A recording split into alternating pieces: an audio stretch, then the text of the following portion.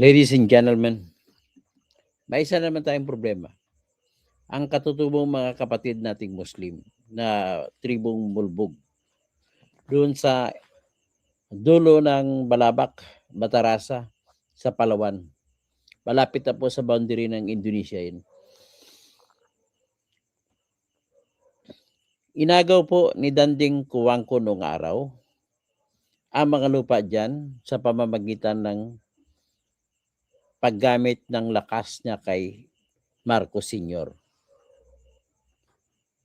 Dahil sa lakas niya kay Marcos Sr., nilabag ni Danding Kuwangko.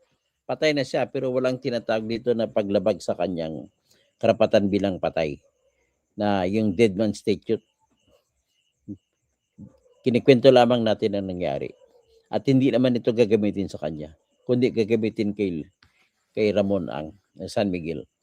So, ang ginawa po ni Danding Kuwangko nung araw, ayon sa kwento sa akin ni Councilor Elgin Damasco ng Puerto Princesa, ay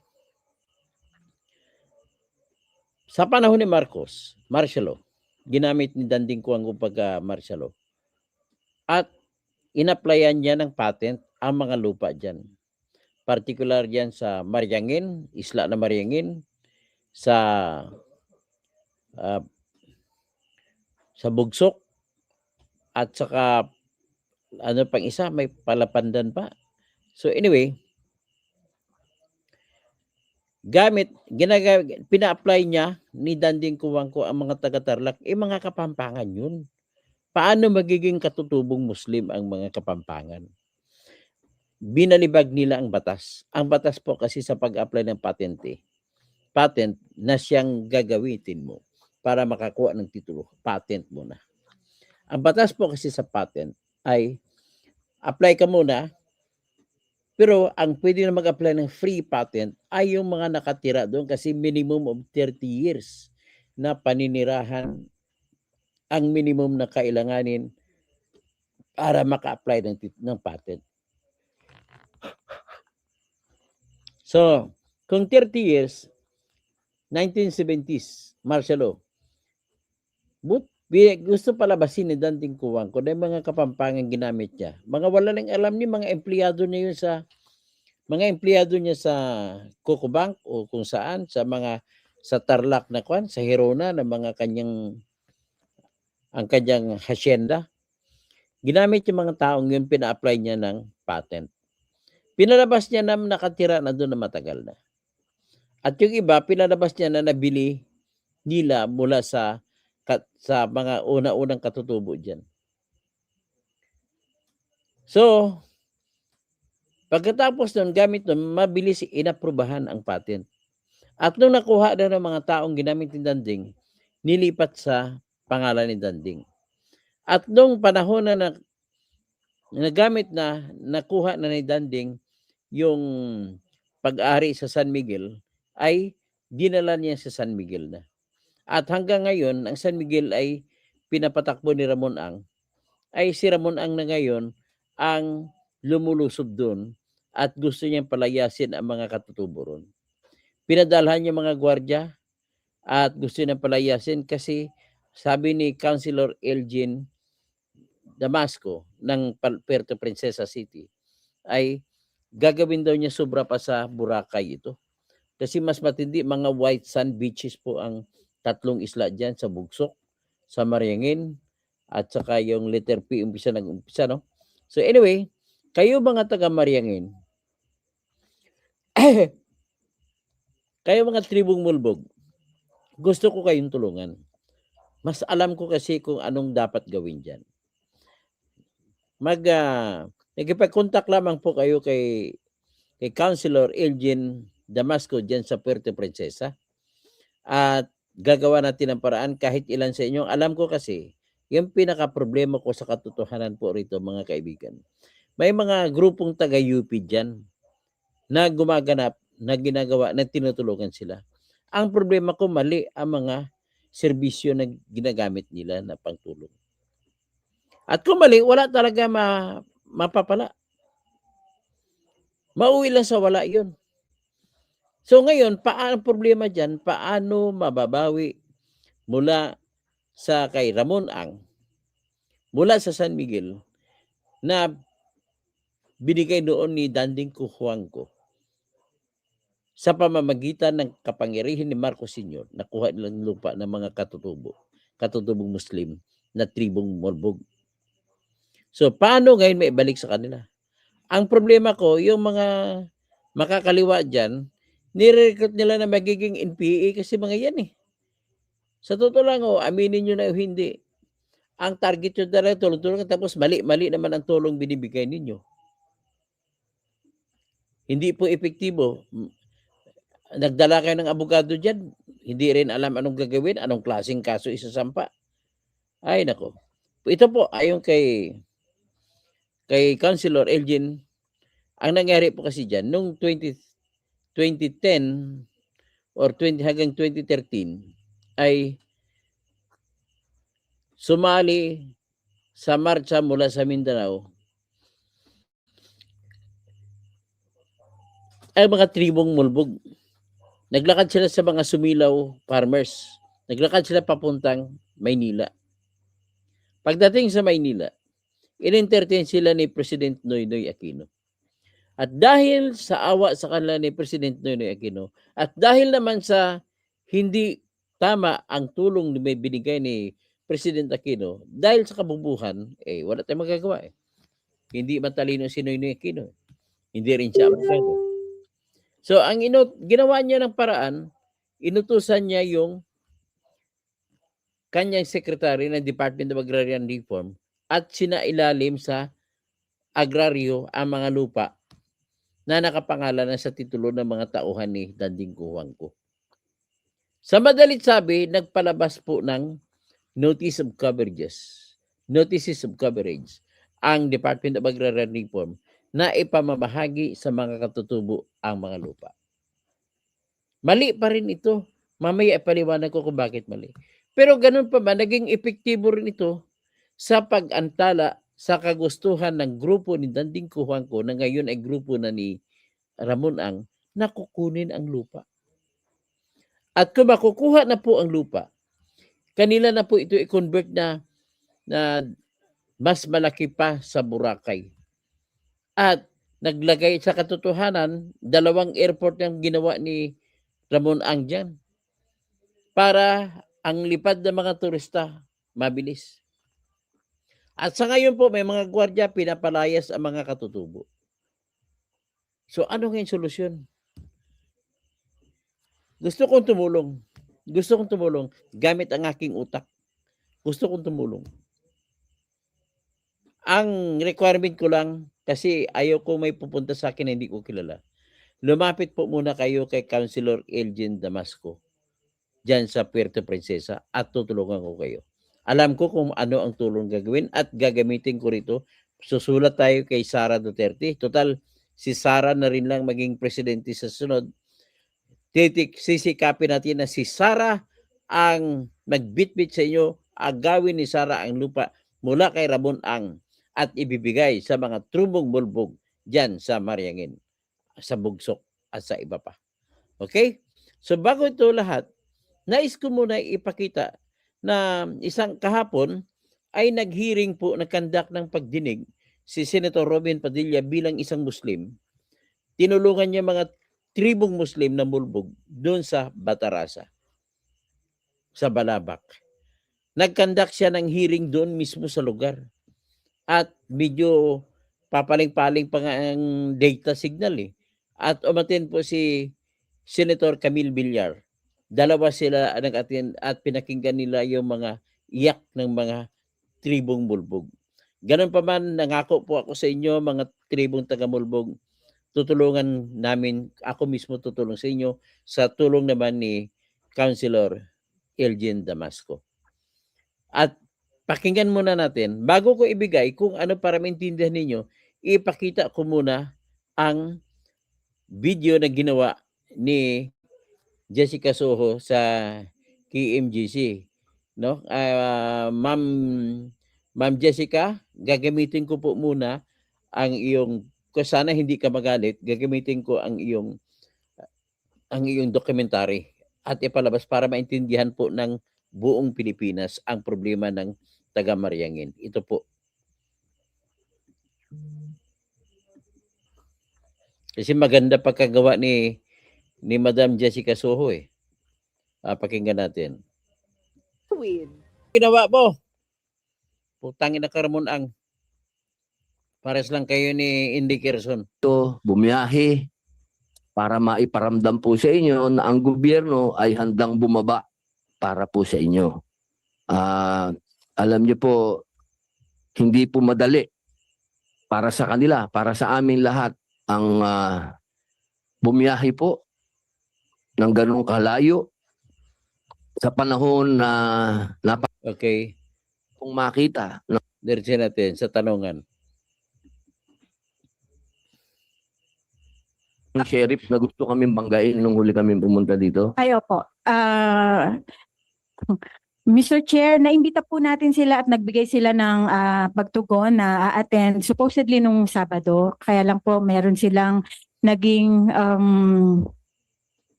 conflict with the schedule today. So hindi po sila makarating. Pero nagbigay po sila, nag-email po sila ng position paper. Okay. Salamat po, ma'am. Okay, para po maumpisahan natin at madinig po ng sambayan ng Pilipino at ng mga senador ang inyong mga hinaing po, uumpisahan po natin sa inyong mga abogado. Katapos po ay pupunta po ako sa inyong mga leader. At kung meron pong oras pa, mas mainam nga po, ang sabi ko, gusto ko marinig ko lahat. Okay po ba sa inyo? Opo, kailangan laging okay po sa inyo. Kasi pag okay sa inyo, okay sa akin. Okay. Kaya gano'n bolero si Robin. Para sa lupa at dangal. Ito yung leader Sa diwa ng transitional na hustisya, transitional justice, nagkakatipon tayo rito upang harapin at itama ang mga makasaysayang kamalian na ginawa sa ating mga katutubong pamayanan. Ang mulbog, Palauan, Cagayanin at iba pa na nagdusa sa maraming henerasyon ng pag-aagaw ng lupa. Ang hangaring ito ay nangangailangan ng pag-amin sa nakaraang mga karahasan, reparasyon sa mga biktima, at mga Diretso tayo. kwento sa nangyari po dito. Siya po ay binigyan ng 10 security guards mula Hunyo 2024 hanggang Mayo 2025 sa mga banal na lugar ng Mulbog. Walang hindi mapapawi na pinsala, halimbawa personal na stress na hindi kwalipikado ayon sa jurisprudence tulad ng Philippine Leisure and Retirement Authority at Social Security Commission versus Bayona GR number L13555. At may sapat na ordinaryong remedyo. Pinagtibay nito ang native title sa ilalim ng Indigenous Peoples Rights Act na humingi ng due process kaysa sa bilis na gawain ng corporate. Diretso tayo. Ting sabihin dito. So, ang umaten si Camille Villar at saka si Robin Padilla. Sa Brick Tree Property,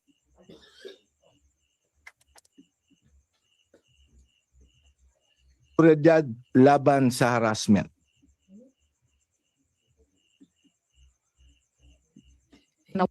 Yan, magsasalita ang katutubo. Ilinaw ko lang din po na si Dean Tony Lavinia po ay from Lavinia Zarate and Associates po. Kasama din po namin ang mga abogado ng Lavinia Zarate and Associates. Mr. Chair, bilang isang abogado po, kailangan ko lang din po express ang aking worry sa investigasyon na ito. Bilang isang pamamaraan din po para bigyan ng korte ng pagkakataon na mag-issue ng isang desisyon na wala akong pinapanigan. Ipapaliwanag ko po ang kaso in a manner na ina-explain po ang partido ng mga nagsampa ng kaso at ang mga katutubong sumasagot po nito. Ang subject matter po ng kaso ay ang isla na Marihangin. It is roughly about 38 hectares in size with a 7-kilometer sandbar po. Ang kaso po na sinampa ay isa pong kaso na tinatawag na aksyon reivindicatoria or yung tinatawag pong recovery of ownership. Dito po sa kasong to, dinidetermine po kung sino po ba talaga ang tunay na nagmamay-ari ng mga lupa. Kaya po dito, ang issue ng titulo ay inuungkat kasama din po yung kanilang claim sa native title. Ang isla po ng Marihangin historically has been occupied by the Mulbog indigenous community. Over time po, nagkaroon na po sila ng intermarriages kasama na ang mga Tausug, ang mga Palauan, ang mga Cagayanen, at kasama na rin po dito ang mga Kristiyano na nandito sa isla ng Marihangin. Ngayon po, Mr. Chair, importante po sa kanila yung concept ng possession since time immemorial. Noong 2005 po, March 22, 2005, ang community sa kanilang representative po na si Gilmani Nasiron ay nag-file ng isang CADT application. Naka-attach po doon sa kanilang CADT application ang kanilang proof ng kanilang possession ng isla since time immemorial. Kasama po dito ang kanilang salinlahi o yung tinatawag pong genealogy. Kasama din po ang mga affidavit na ginawa po ng kanilang elders at yung members po ng community ng kapanahunan na yun sa kung gaano na po sila katagal naninirahan sa isla. Mr. Chair, nandoon din po ang pictures ng libingan ng kanilang mga ninuno na makikita po natin sa likod natin ngayon. Nandiyan din po ang kanilang cultural link sa lupa. Kasama po yung tinatawag nilang tampat na ito po ay isang sacred area sa lupa kung saan po sila nag-aalay para sa kanilang kalusugan at sa kanilang well-being po in general. Kasama din po sa kanilang kaso ang kanilang practices po na ginagawa dito sa lupa kasama na po ng tinatawag na tulak bala doon po sa pinakadulo ng isla. Lahat po ito ay kanilang na-forward na po sa korte bilang patunay ng kanilang possession since time immemorial. Despite this po, mayroon pong mga titulo na na-issue sa lupa. Noong 2022 po, mayroon pong 9 na transfer certificate titles na na-issue. Yung may hawak po nitong mga 9 na titulo na ito, yung mga nagsampa ng kaso sa mga katutubo po sa Marihangin. Nag-trace back po kami ng legal team tungkol sa kanilang mga titulo na nakumpleto po namin within this month. Yung mga TCT po ay nanggaling sa mga OCT na nanggaling daw po sa mga applications of a free patent. Nung tinanong ko po ang community tungkol dun sa mga free patent, ang nasabi po sa akin ay nagkaroon daw po sila ng discussion kasama po ang DENR tungkol sa mga applications ng free patent na ito. Ang naging basihan daw po ng OCT ay yung tinatawag po nilang affidavit of waiver. Sa forma po ng dokumentong yun, nakalagay na inililipat daw po ng mga katutubo ang pagmamay-ari ng isla doon po sa mga nakapag-apply ng free patent. Despite this po, yung community, since 2006, yung first instance po na nalaman nila yung affidavit of waiver, itinatanggi na po nila na sila ang mga pumirma dito at tinatanggi po nila na nakita po nila itong dokumentong to. Doon po mismo sa affidavit, Mr. Chair, nakalagay po na mayroon pong mga individual na mali-mali ang pangalan. Yung ibang individual po ay sinasabing hindi ho sila pumirma doon. Basta na po.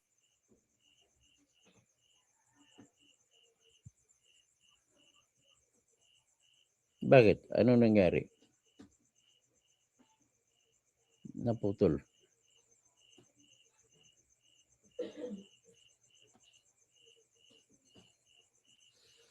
Putol sila.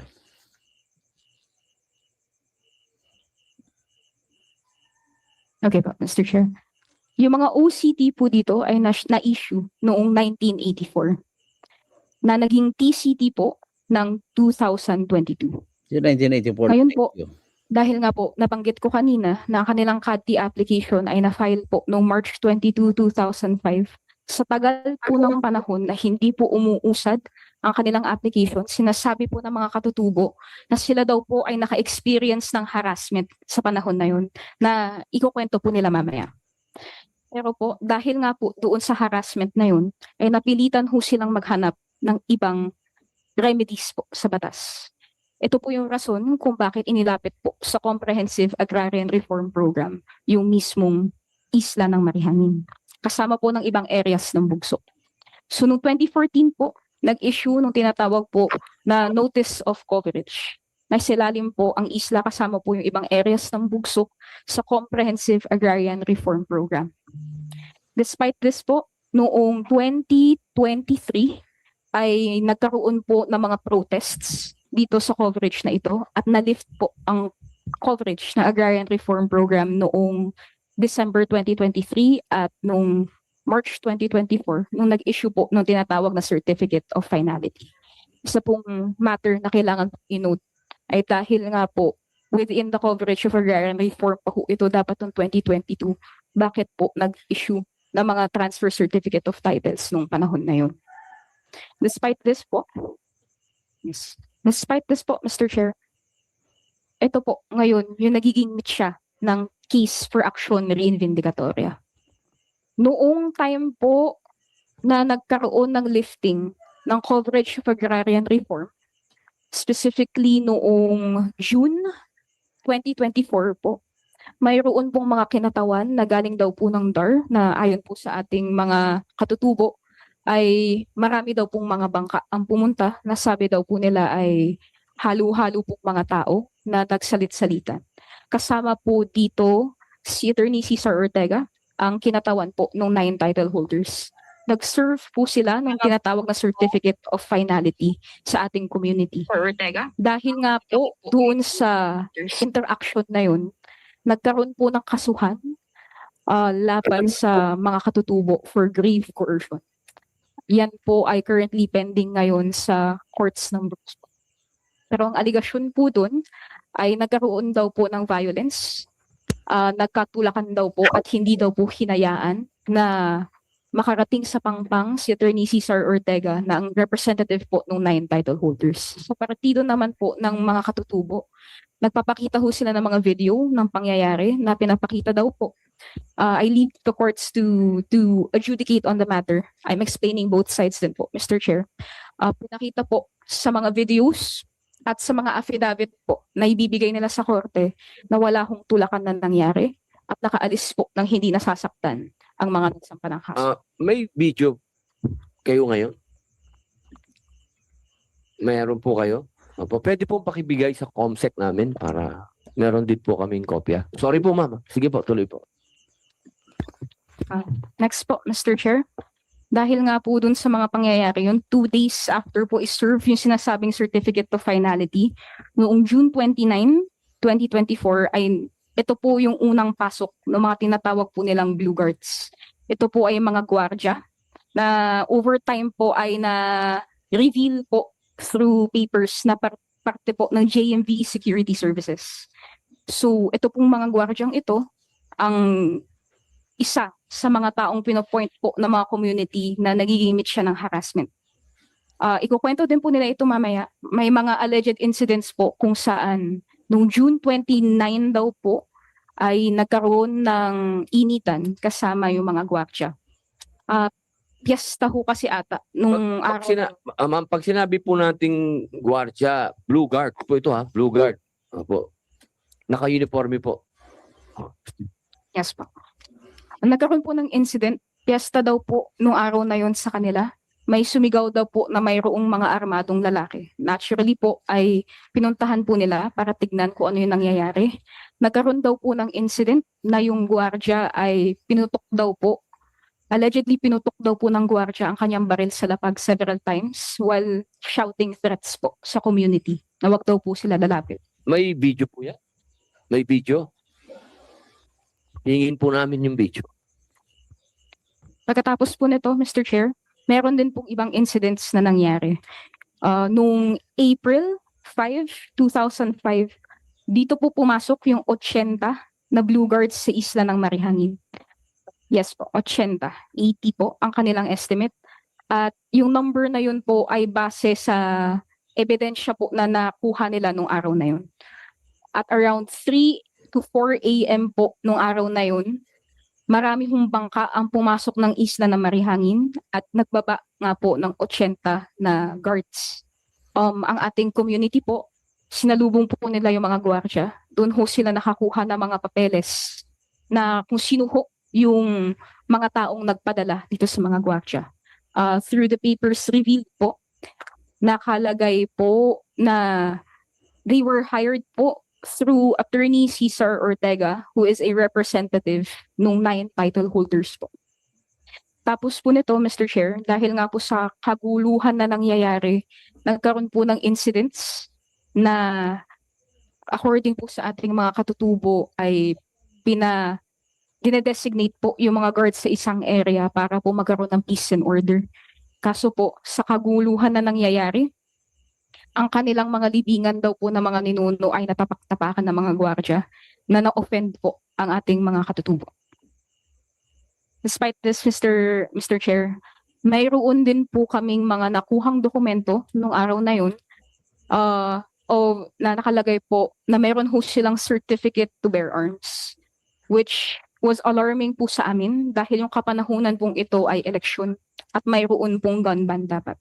So nakalagay po doon sa papers na nakuha namin po sa mga guard na pinapermit daw po sila na mag-bear ng firearms, which the other party has repeatedly denied po. Even in court, dinideny po nila. Meron po kayo nakuha ang papel, no? Yes po.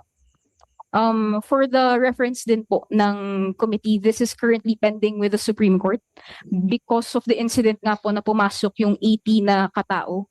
Nag-file po kami ng petition po na humihingi po ng isang injunction. Pinapray po sana namin na i-maintain po muna yung status quo habang pending po ang application ng CADTI ng mga tao sa Marihangin. It was filed po in the RTC of Muntinlupa because of the fact po na ang security agency as well as the people and representatives who hired them are based in Metro Manila. So binase po namin sa kaso ng Dagupan Electric versus Pano kung saan po dapat fina-file ang kaso. Pero po, submitting to the discretion of the court, ito po sa RTC ng Muntinlupa ay sinabing dismissed for lack of jurisdiction, pero tinignan na rin po yung merits of the case. Ang naging basihan din po ng dismissal was the apparent lack of right daw po. Yung pangtrato po sa karapatan daw nila sa native title ay under Nako.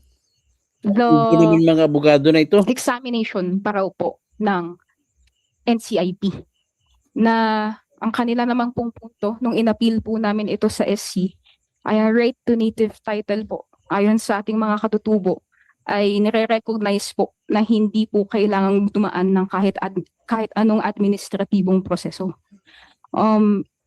Nag-lay down po kami doon ng distinction between a certificate of ancestral domain, yung tinatawag pong CADTI, at yung karapatan sa native title. Ang sinasabi po namin ay kahit wala pong CADTI, ay dapat po yung karapatan nila sa native title ay kinikilala at nire-respeto. At sa ngayon din po, sa kaso po nila ng action reivindicatoria, yun din po ang primary defense namin. Ang nangyayari po, pinapakita po na mayroon ho silang karapatan to native title that predates all of the titles na meron. And sinasabi din po nila na yung mga titulo na nakuha ay based po sa mga irregularities.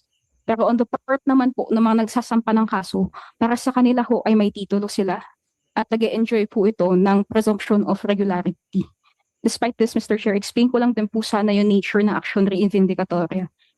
It delves into the merits of titles din po. So, dahil nga po, ang issue po dito ay pagmamay-ari ng lupa. The court is given the opportunity to see if yung titles po na binibigay sa kanila ay valid and subsisting. Despite this po, we have to be honest din po as a community na hirap po kami na questionin ang mga titulo dahil nga po ay kailangan po namin ng kooperasyon mula sa gobyerno. I'm sure din po na ipapaliwanag. Ay, mga bobo kayo mga abogado. Hindi ko lang sasabihin pero kung anong tamang kaso. Mali ang kaso sinampa nyo. Mali. Oh. Po ito ng mga katutubo mamaya. Hindi po sila nagkulang, hindi po kami nagkulang sa pagsulat, sa pag-reach out sa gobyerno. Mali pong remedyo ginawa nyo. Hindi, wag nyo sisihin ng Regional Trial Court. Councilor Elgin Damasco, kung sino man dyan, kahit isa lang sa katutubo ang lalapit sa iyo, tulungan mo at tulungan natin. At ilatag natin ang tamang kaso. hindi yung kaso na kanila injunction. Anong paano? gobyerno sa issue na ito. And to them, maraming beses po kaming hindi nakakakuha ng responses sa aming mga inquiry. I think yun po ang main. Siyempre, anticipated nyo na kalaban nyo si Ramon Ang. Nagbibigay ng pera si Ramon Ang sa lahat ng opisina, pati sa korte, pati sa judge. Ganun lang anticipate ninyo. Pinapalakpakan ko kayo, sinasaluduhan dahil tumutulong kayo sa mga katutubo kahit wala silang pambayad sa abogado. Na issue na aming tinatahak po ngayon. Sumasagot po kami ng isang kaso na hirap po kaming makakuha ng ebidensya. Apart from that, yun naman na po ang mga important legal matters na currently pending po ngayon. Apart from that, ay nagkaroon din po kami ng isang petisyon na kina-question po yung tinatawag na Certificate of Non-Overlap na na-issue po ng NCIP. Yung petition po na na-file ni Mr. Gilmani Naceron, ang nakalagay po doon ay kina-question ho nila itong Certificate of Non-Overlap na ito dahil na-issue nga po without yung tinatawag na mandatory field-based investigation. According to the IPRA, I think that's section 59 po, Mr. Chair, if I'm not mistaken. Pero according to the IPRA ho kasi bago ma-issue yung tinatawag po na Certificate of Non-Overlap ay mandatory po yung tinatawag na field-based investigation.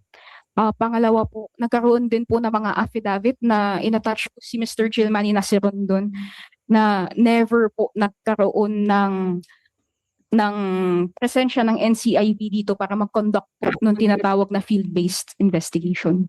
Lastly, Mr. Chair, in terms of the irregularities din po ng mga titulo, ang isang paulit-ulit pong sinasabi ng mga tao sa Marihangin ay wala pong kahit anong muhon dito sa isla.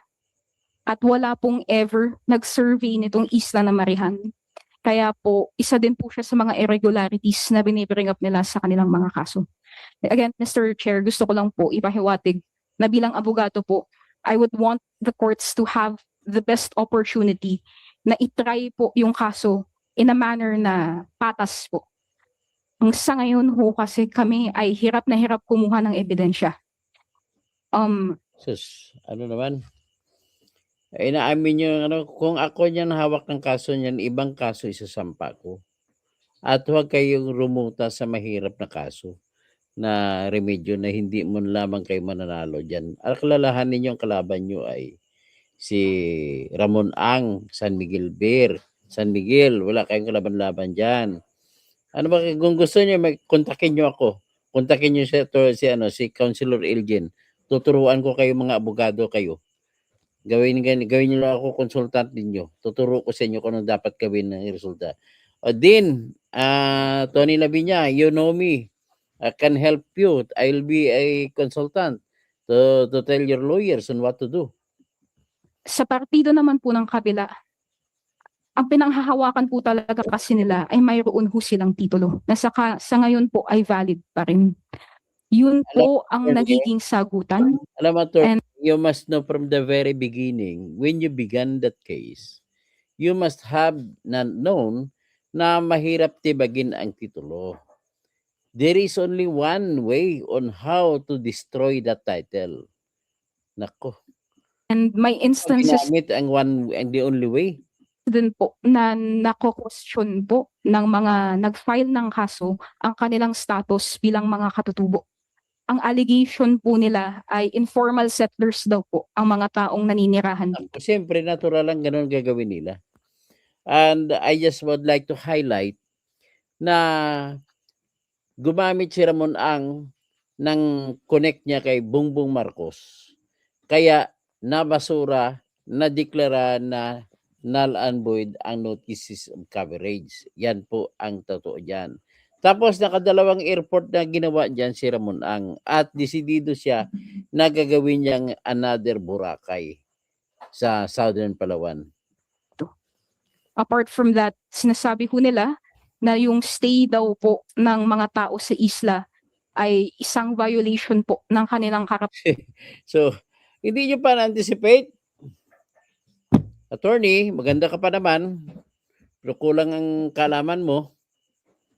Hindi, yan po ang katibayan po na hindi lahat ng abogado ay matalino. Maraming kagaya sa akin natanggalan ng lisensya pero I must tell you, I know a lot better than them on how to deal with the problem. Karapatan bilang title holders dahil nga po hindi ho nila na-develop at hindi ho sila nagbe-benefit dito sa isla ng Marihangin. Mr. Chair, without delaying anymore po, I assume na mas deserve po ng mga katutubo na ikwento yung struggles nila kung paano ho sila nag-reach out sa lahat ng ahensya ng gobyerno at kung paano ho sa palagay nila ay hindi ho sila napakikinggan or hindi ho sila epektibong natutulungan ng mga ahensya na ito. Lahat po ito yung sinasabi ko ay based lang po sa kanilang mga na-share po sa akin bilang abogado nila. Maraming salamat po. Sige, thank you, Attorney. Thank Maraming you for the salamat po, service. Attorney Nika. Opo. Attorney Nika. Ma'am Comsec, may mga bagong dating tayo. Opo. Professor Said Ali Keisha, NCMF. Opo. Magandang tanghali po. Magkasabay tayo sa port kanina. Opo. Meron po kayong gustong i-share? Baka may gusto po kayong sabihin? Ilang minuto po yan, brother? Mga 5 minutes? 5 minutes. Sige po. A'udhu billahi minash shaitanir rajim. Bismillahirrahmanirrahim. In the name of Allah, the most gracious, the most merciful. So, una na salamatan natin Allah subhanahu wa ta'ala sa pagkakataong ito, alhamdulillah. At lalong-lalo na ang ating mahal na senador at kanyang mga kasamahan and all who support this di matagal ng problema sa Palawan. Kaya ang National Commission on Muslim Filipinos, being our mandate, I am representing Secretary Sabudin Abdurrahim. He is not around. Kaya ako'y pumunta dito sa mga kapatid naming at iba't ibang tribu po ito, sir. Kaya ang mandate ng NCMF para ma-preserba ang ating kultura, lalong-lalo na ang well-being of Muslim Filipinos. So ito ang mandato namin. Kaya pagtulungan natin ito. Matagal na itong issue naging problema sa Mariangin. Ang stand namin dito, dapat magtulungan. Lalo na nandito yung libingan ng ating mga ninuno. Na-establish ang Muslim community, may masjid, may mosque. Ang masasabi ko po dito, hindi lang kultura, but this is our fear of Allah. Na yung libingan ng ating mga ninuno na tanggalin dito, paalisin.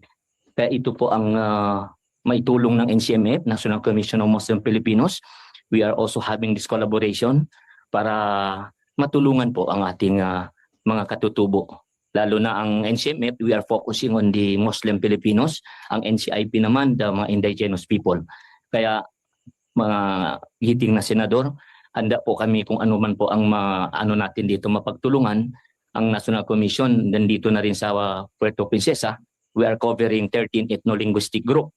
Kung ano man pwede namin maitulong sa advice or whatever we can do, kami po ay tumutulong po sa ano yung ikakabuti ng lahat, lalo na pagsulong ng kapayapaan, pagmamahal ng bawat isa, kung anumang tribo na alam natin ng ang kumpanya nandirito na sana matulungan din na huwag na sila paalisin dito. Dahil isa po itong ibada, good deeds na dapat tanggapin at huwag na sana sila mapaalis dito. Yan po. Maraming salamat. Maraming salamat, brother. Assalamualaikum. Pakinggan naman po natin si Mario Basaya ng Bureau of Fisheries and Aquatic Resources. Sir, Mario, sir. meron po kayong 5 minutes po. Apo, si Mr. Mario Basaya po ay hindi makakarating. Ako po yung pumalit as representative ng Bureau of Fisheries and Aquatic Resources, BIPAR Mimaropa. Po, kayo po ang Ako po si Ginoong Ferdinand Lim, ang in charge ng Regional Fisheries Training Center ng mga pagsasanay ng pangingisda at fisheries activities dito sa lalawigan ng Palawan. Sige po, sir. Ang Bureau of Fisheries and Aquatic Resources po ay napapanahon na kasi hindi naman po lahat na ay naaabot ng ating gobyerno lahat ng mangingisda. Ito ay napapanahon na siguro na ang aming bureau ay magkaroon ng intervention dito sa mga mangingisda ng Mariahangin. So bago po sana ako aalis dito sa islang ito, gusto ko pong makausap sana kung sino ang inyong leader at si mga kinauukulang tao para makapag-lay down tayo ng mga bagay na inyong kinakailangan sa fisheries na pwede kami pumasok at makapagbigay ng assistance. Do wala po ako sa level para magsabi na kailangan ko Bigyan ng naman natin ng iba. If I may, sir, meron po Oh, kami meron po kayong pahayag. Opo, kasi ilang Posi- beses po kayong nabanggit sa pahayag po ng ating mga kasama dito. Meron po ba kayong pahayag? Sir, meron po kaming dalang position paper. Gusto niyo pong basahin o gusto niyo Opo. pong basahin na lang po Basahin ninyo? na lang Opo. Position paper regarding Senate Resolution number 200, public hearing of the Senate Committee on Cultural Communities and Muslim Affairs, February 5, 2026, Brooks Point, Palawan. Purpose and scope. This position paper is respectfully submitted by DNR Mimaropa Region in response to Senate Resolution number 200, which calls attention to the filing of eviction and demolition cases involving residents of Sitio Mariahangin, Bowen Island, Barangay Bugsok, Municipality of Balabac, Palawan, including members of the indigenous Mulbog community. Our intent is to clarify the legal framework governing the issuance of current status of free patents and original certificates of title, OCTs, in the area. The legal effect and presumption attached to these patents and titles, and the available administrative and judicial remedies when questions of fraud, misrepresentation, or illegality are raised. We emphasize that this paper does not prejudge factual issues currently before administrative bodies or the courts, nor does it resolve competing claims. Rather, it aims to provide clarity on the applicable law and process in the hope of supporting a fair and informed discussion. Bigyan ko lang po kayo ng background. Based on records, Bowen Island, also known as Mariahangin or Sitio Mariahangin, in Barangay Bugsok, Palawan, Balabac, Palawan, has long been classified as alienable and disposable land under Land Classification Map number 840, Project number 11, certified as early as December 12, 1929. Between 1983 and 1984, several free patent applications over portions of the island were approved and corresponding OCTs were issued pursuant to the Public Land Act CA number 141. These patents and titles remain on record and have not been cancelled. Concerns have been raised by stakeholders, including members of the indigenous Mulbog community, regarding alleged lack of occupation, qualification, and possible misrepresentation or fraud. These matters have been the subject of fact-finding and administrative evaluation reflected in the completed staff work and related communications on file with field offices. Legal effect of issued free patents and registered OCTs. Once a public land patent is issued and registered, the land covered is treated as having passed into a private ownership, and the corresponding certificate of title is respected as valid until set aside in accordance with law. The validity of such title is not disregarded by administrative offices based on allegations alone. Challengers must proceed through the appropriate legal remedies. As a matter of administrative regularity, DNR offices must act based on existing records.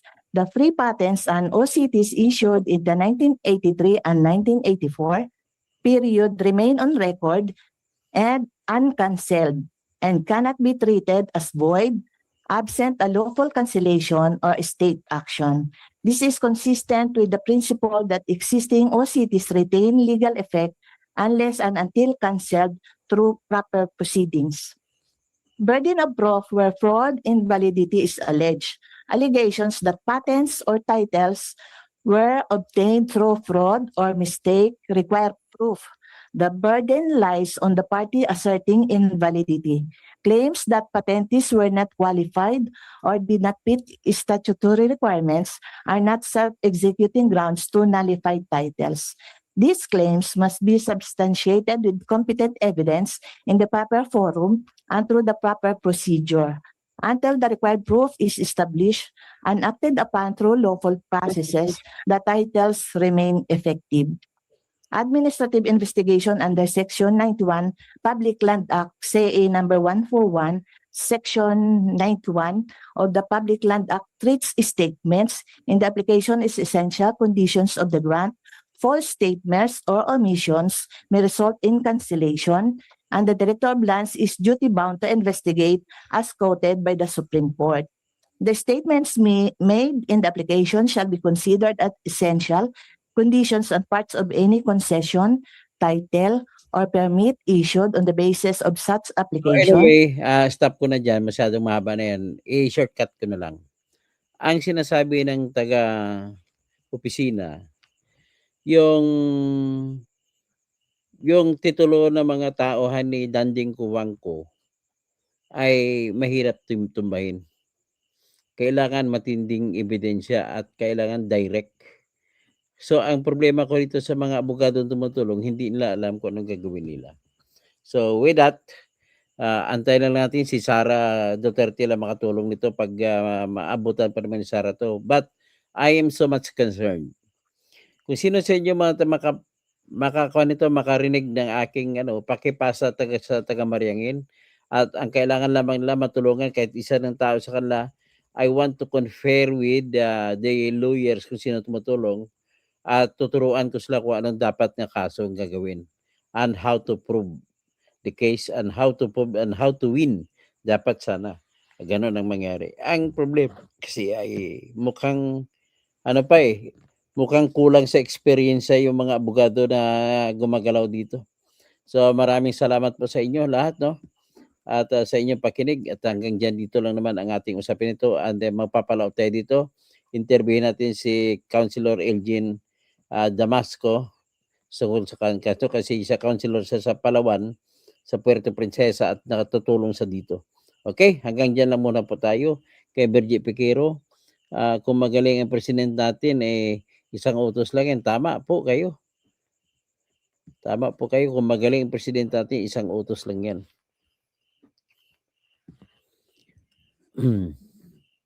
Si Ara Sausa, good evening. Virgie Piquero, ang bangag ng president, walang malasakit sa mahirap. Okay, Kumaro, Virgie Piquero, mga friend, halina kaya sa live ni Sir Toto. Kausing, yun, dapat mahina na, kukunti lang nanonood ngayon. Virgie Piquero, tapos Glenn Mac, salamat po at nagbigay ka ng palipad sa akin. Glenn Mac, good doc, mabubuhay ka sa gaya po pag magmahay gyud ko sa imuha og dili ka kadagan og next election. Mudagan ta next election. Princess Nicole, mga kahapon, mga kampo ni Ate Claire, yun na nga. Princess Nicole, mga kampo ni Ate Claire yan. Virgie Piquero, grabe ang ginawa ng mga dictos na government. Yun, tatay ni Bongbong ang nagbakuan yan. Sumira ng buhay nila ng agaw ng titulo at binigay kay Danding Kuwangko. Yan po ang katotohanan. So the next problem is, paano yan ma-deklara na null and void ang titulo?